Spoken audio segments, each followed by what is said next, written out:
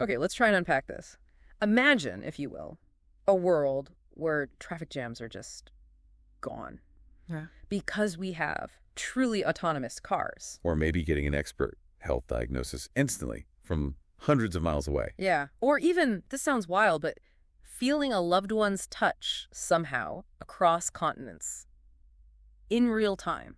Those scenarios, they sound pretty futuristic, don't they? Like something out of a movie. Totally. But they're possibilities that researchers and engineers are genuinely working on right now. And the key thing is, they all depend on pushing the absolute boundaries of communication. How fast, how reliably we can send information. Exactly. We're talking about the jump beyond 5G into what everyone's calling 6G. Right. And making that leap, it's not just a minor tweak. It needs a really fundamental upgrade, across the board. Semiconductors, circuits, systems. Even the algorithms underneath it all. Yeah. Especially, though, when you get down to the components that actually amplify and send those wireless signals. These are often made from that special material, gallium nitride. Yeah, Man. That's the one, GaN. And for 6G, these GaN amplifiers, they need a huge performance boost. They've got to be way faster, handle much more power. And critically, be incredibly reliable, right? For things like remote surgery or self-driving cars. Absolutely. Reliability is key. Yeah. It's a massive technical challenge. It really is. But okay, here's where it gets exciting. Yeah, huh? A team led by the University of Bristol, they've just published something pretty groundbreaking in Nature Electronics. Okay. And it could be a really critical piece of the puzzle, for clearing that hurdle and bringing those 6G possibilities, closer. Interesting. So that's what we're digging into today. That's the mission for this deep dive. Exactly. We're going to unpack this research, try to understand the tech behind it, and really explore what it means for that future you were just painting. Okay. Sounds good. So maybe let's set the scene a bit more first. What are some of these endless possibilities that Professor Martin Kuball, one of the researchers, highlights? Well, he points to stuff that could genuinely change daily life. Healthcare, for instance. Think beyond just a video call. He's talking advanced remote diagnostics. Right. Maybe even remote surgery, eventually, which needs just incredibly precise, low latency control. Wow, remote surgery. Yeah. That really hammers home the need for speed and rock-solid reliability, doesn't it? A tiny glitch there. Catastrophic. Exactly. And then there's virtual experiences. We have virtual classrooms now, sure. But he imagines truly immersive virtual holidays where it feels so real, so responsive, you might actually feel like you're there. Okay, that's ambitious. And this filters into other areas too, like transport, industry. Definitely. Advanced driver assistance systems, ADAs, could get way better, making roads much safer by processing info faster than any human could react. Right, faster reactions, better predictions. And industrial automation, factories and logistics could become vastly more efficient. It really does start to feel like the applications are just... Professor Kuball actually said that. He said the list is endless, with the limit just being human imagination. Makes you wonder, doesn't it, if the tech will actually get ahead of our ability to even think of ways to use it. It's a fascinating thought. But before we get there, we need to build those foundations. Yeah. Which brings us back to that core technical challenge. Getting that huge upgrade in the semiconductors, especially those GaN radio frequency amplifiers. Exactly. They don't just need to be a little bit better. No. They need to be significantly faster, handle way more power, and be robust enough for, everything from medical devices to cars to huge industrial networks. Reliability can't be an afterthought. It has to be built in from the start. Which is precisely why this Bristol team's work is potentially so important. Yeah. They weren't just trying to tweak a standard GaN amplifier. Okay. They tested a completely new device architecture. And doing that, they stumbled upon, or rather discovered, this key physical phenomenon, something they call a latch effect, happening right inside the GaN material. A latch effect? Huh. That sounds... Does that sound like something getting stuck? Is it good or bad? Well, that's the really interesting bit. You might think latch sounds like, something unwanted, a state the device gets stuck in. Right, something you'd try to design out. Usually, maybe. But what they figured out was, by understanding this specific effect and finding a way to control it, they could actually use it, leverage it to get a massive improvement in the device's performance at radio frequencies. Ah, okay. So turning a potential bug into a feature, basically. Pretty much. Finding something unexpected and figuring out how to harness it. So what's the device then? What did they build to actually use this effect? The specific tech is called, get ready for it, Superlattice castellated field effect transistors. Whoa. Okay, let's go with SLCFTs for short. SLCFTs it is. Much easier. So what makes these SLCFTs different? How do they, harness this latch thing? Well, they're really next-gen devices. Yeah. Very intricate design. Instead of one main path for the current, they use lots of parallel channels. Okay, multiple channels. And here's the really precise bit. These channels are defined by these incredibly tiny structures.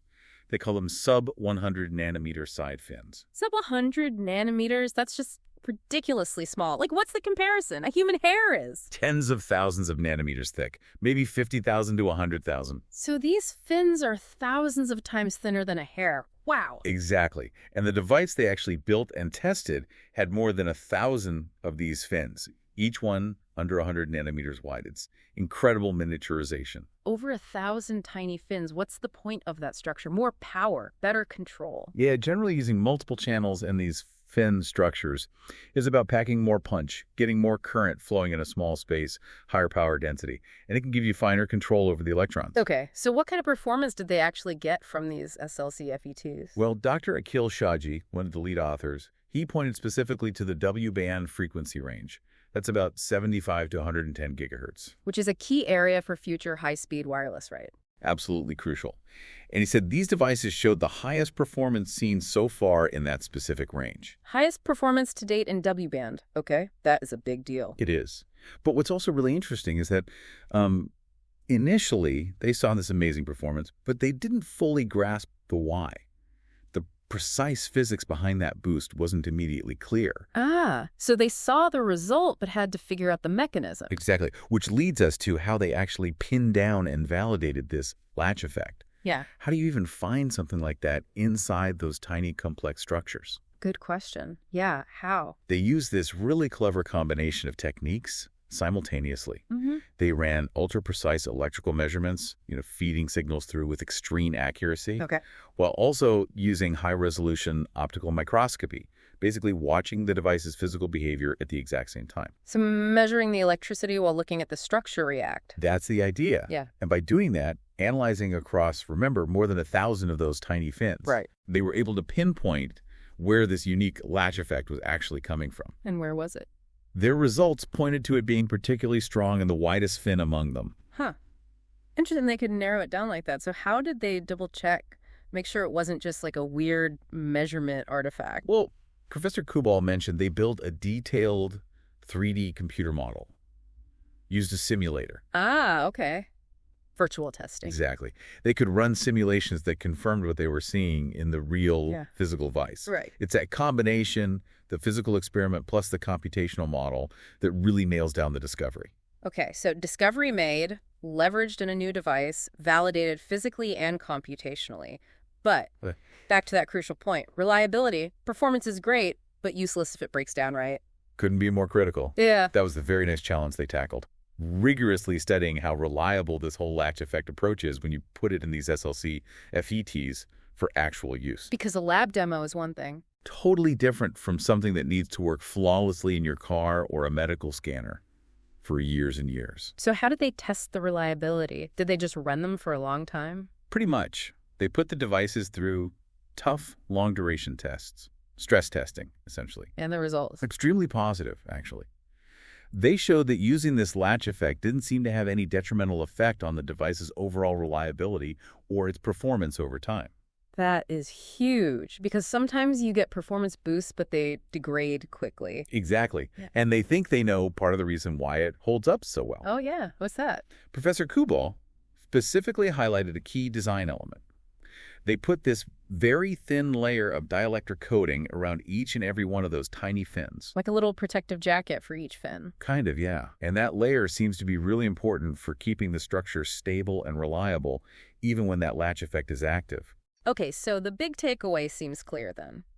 Found an effect, built a clever device using these tiny fins to harness it, and crucially, proved it's reliable over the long haul, thanks partly to protective coatings. That really sums it up.